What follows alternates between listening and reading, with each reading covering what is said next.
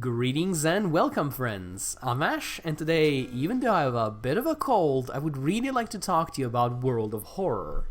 Heavily inspired by the works of Junji Ito and H.P. Lovecraft, World of Horror is an extremely stylish, one-bit tribute to the cosmic horror genre as a whole. All of that is fairly obvious from watching even a single second of this video, but what isn't so easily apparent is that World of Horror is also a surprisingly compelling roguelike that will have you face an endless array of difficult choices as you attempt to single-handedly avert the end of the universe as we know it. So if you're curious about what exactly makes the gameplay tick, as well as how the horror aspects tie into everything, allow me to share with you my thoughts after repeatedly getting bludgeoned, devoured, or just going insane over the course of the past week.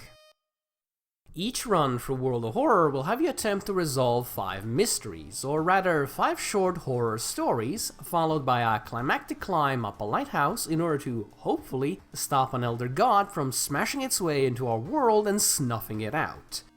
These 5 mysteries are randomized and can be tackled in any order, which is something that matters a fair bit, both in terms of strategy and in terms of the items and effects that carry over from one to the other. For example, if you burn down the school building as a part of one mystery, that's going to result in a pretty big surprise waiting for you once you decide to finally banish the scissor apparition haunting the place. As for their quality, I am of two minds about the mysteries. On one hand, they are incredibly well drawn and present a nice variety of bizarre scenarios, all of which are entirely unique. You can find yourself investigating a disgusting and disgustingly addictive ramen restaurant, facing off against a cult that's attempting to summon their dark deity by sacrificing villagers, or even just trying to banish a demon that has come to haunt the school toilets, because of course it is. While all of these are fun ideas to explore, especially the toilet one, World of Horror sadly doesn't manage to do them justice outside of the visuals and atmosphere. This is partly because the gameplay is often unrelated to the mystery at hand, since World of Horror is a roguelike and thus mostly randomized, and partly because each mystery is incredibly short, so there just isn't enough time to build things up. As such, many mysteries just kind of flew past me without making too much of an impact, even though I was actively trying to get into them as a fan of both Lovecraft and Junji Ito. It is a real shame since what little dialogue and descriptions we do get are almost all universally creepy and unsettling. Even the most basic mysteries that revolve around regular human beings made me feel like there's just some unknowable threat lurking right around the corner, just waiting for me to drop my guard down. There's a real sense of dread and desperation permeating World of Horror's universe, covering everything in a thick layer of gloomy depression. So as much as I like World of Horror's roguelike gameplay, and more on that in a minute, I can't help but wonder what we could have gotten if this was a more straightforward adventure or investigation game that had the time to properly explore each of its mysteries and monsters. I've mentioned this a few times by now, and you very likely realize this just by watching the video, but I really cannot emphasize enough just how much heavy lifting the visuals do for World of Horror and its atmosphere. The 1-bit, or in my case the 2-bit style, fits perfectly with the cosmic horror vibe. The uneven lines, the graininess, the sharp contrast between light and dark areas, the slightly off appearance of many characters. All of this combines to create a beautifully ugly world, for the lack of better words. Yet despite how eerie it can often look, the retro monochrome style is also remarkably charming. I can only imagine that each scene has taken a tremendous amount of effort to create, because everything, even the most insignificant of UI elements, feature a lot of tiny little details that add a huge amount of personality.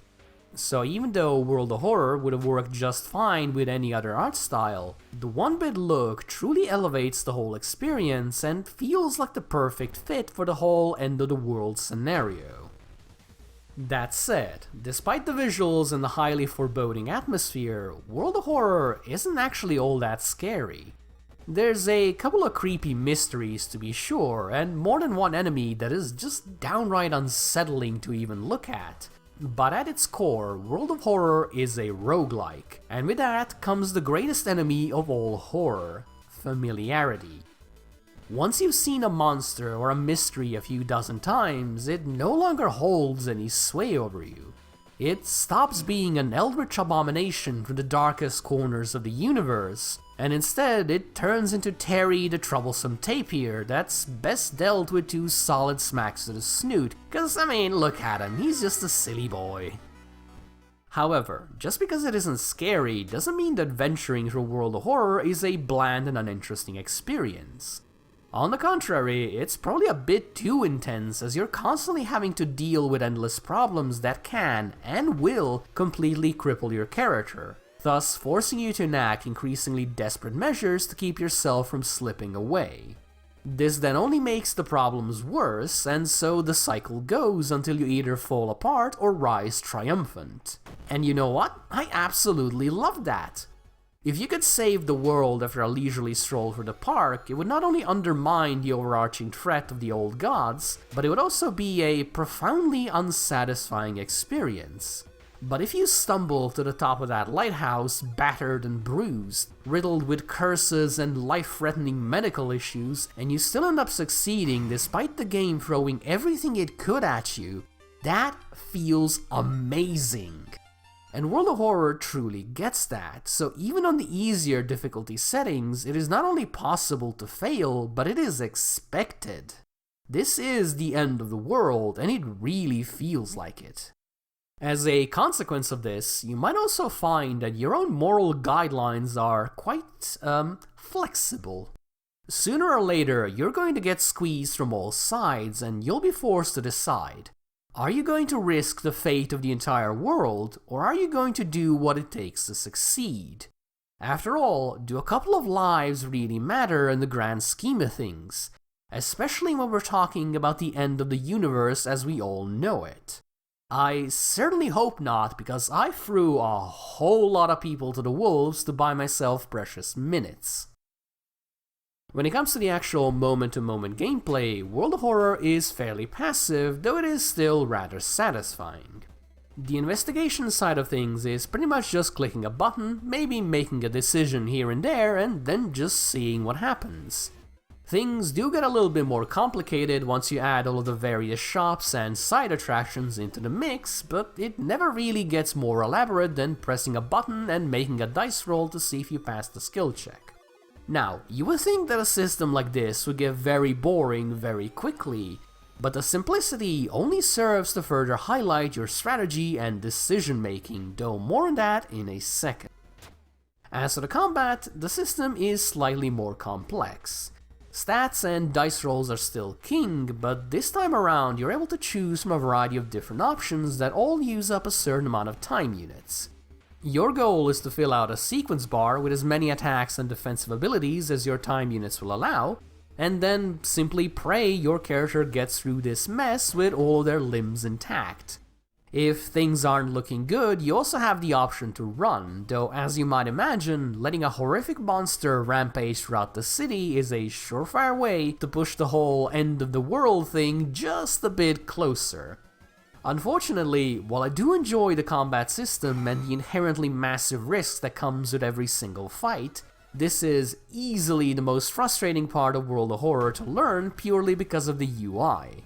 Despite there being plenty of space to fit all of the icons and abilities, World of Horror chooses to instead cram everything into a tiny box with 4 submenus filled with even tinier, nondescript icons.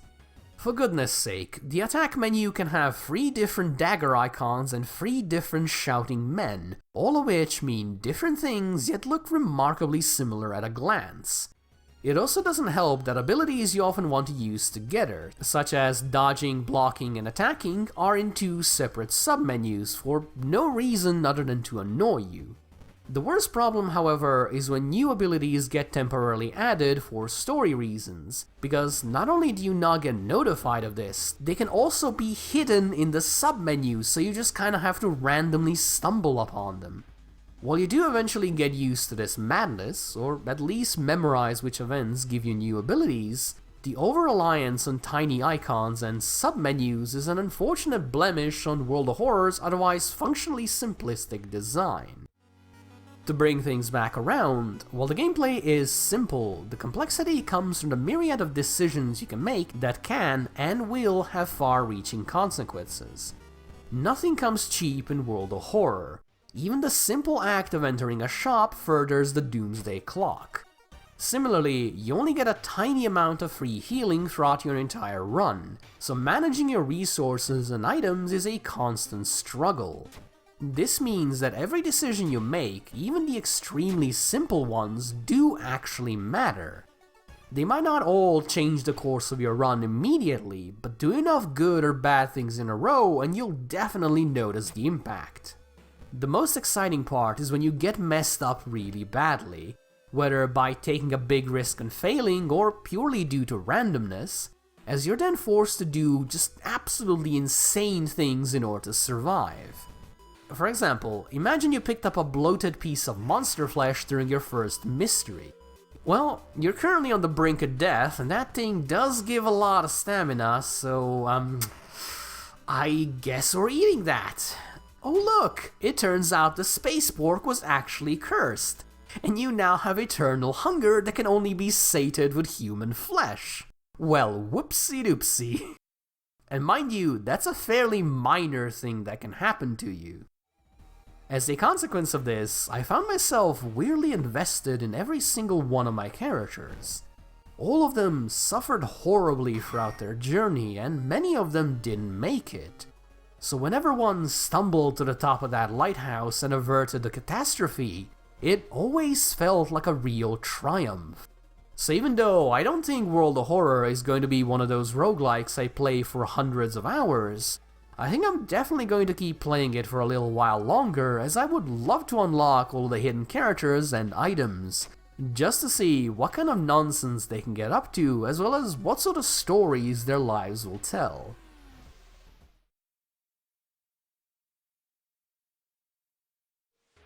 To put it quite simply, World of Horror is not going to appeal to everyone. With a high difficulty curve, relatively simplistic gameplay mechanics, and a rather obtuse UI, it is very easy to find yourself losing run after run without really understanding what you could have done better. However, if you're willing to overcome the initial challenge and learn how it all works, there is a lot to enjoy about World of Horror. The presentation is simply incredible, the atmosphere is dreadful and really tense all the way through, and the punishing difficulty makes it so every single victory, no matter how painfully earned, feels truly satisfying. So if nothing I've said and nothing you've seen throughout this review has scared you, definitely consider giving World of Horror a try. It really is a lot of fun, in its own twisted way. And if you're looking for a bit of a primer before you start, I'll also be releasing a brief beginner's guide in a couple of days, ideally once my throat is no longer trying to kill me. Thank you guys for watching, and if you enjoyed this, or even if you didn't, please do let me know. If you would like to see more, make sure to subscribe, hit the stupid bell, pet your abomination, and do whatever other nonsense you gotta do these days. Thank you again for watching, and I do hope to see you soon. Bye bye!